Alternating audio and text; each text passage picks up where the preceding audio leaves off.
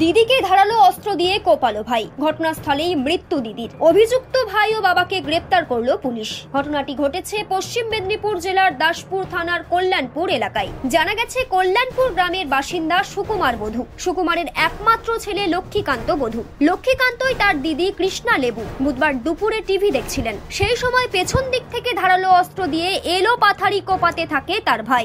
ঘটনাস্থলে মৃত্যু হয় ওই মহিলার বলে জানান স্থানীয়রা। কৃষ্ণার বিয়ে হয় দাসপুরের মহিষঘাটা এলাকায়। কিছুদিন আগে কন্যা সন্তান জন্ম দেয় কৃষ্ণা, আর সেই কারণে কয়েকদিন হলো বাপের বাড়িতে এসেছিল সে। কিন্তু কি কারণে বাপের বাড়িতে এসে ভাইয়ের হাতে খুন হতে হলো, স্তম্ভিত এলাকার মানুষজন। এলাকার মানুষজন অভিযুক্ত যুবককে বাড়ির মধ্যে আটকে রেখে খবর দেয় পুলিশে। খবর পেয়ে দাসপুর থানার পুলিশ এসে মৃতদেহ উদ্ধার করে এবং লক্ষ্মীকান্ত ও সুকুমারকে আটক করে। এই ঘটনায় ছড়িয়েছে তীব্র চাঞ্চল্য।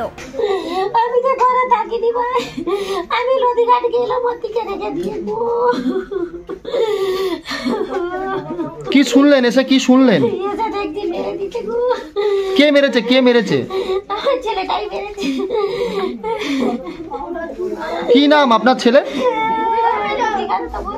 এর আগে কি গন্ডগোল হতো এরকম ছেলের সাথে আপনার মেয়ের?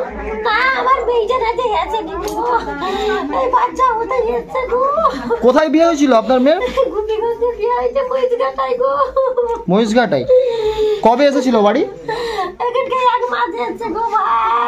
কেন কেন মারলো কিছু জানেন?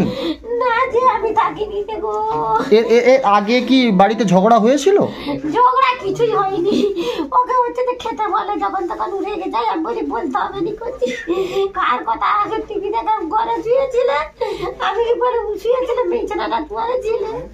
আমি কথা বলে যে নদীঘাট গেছি, দিয়ে হচ্ছে নদীঘাট থেকে শব্দ পাচ্ছি, কালচার হচ্ছে।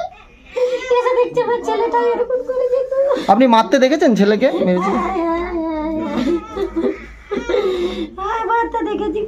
নিউজ আজ বাংলা, ঘাটাল। নিঃসন্তান হওয়ার কারণ স্বামী বা স্ত্রী যে কেউ হতে পারেন।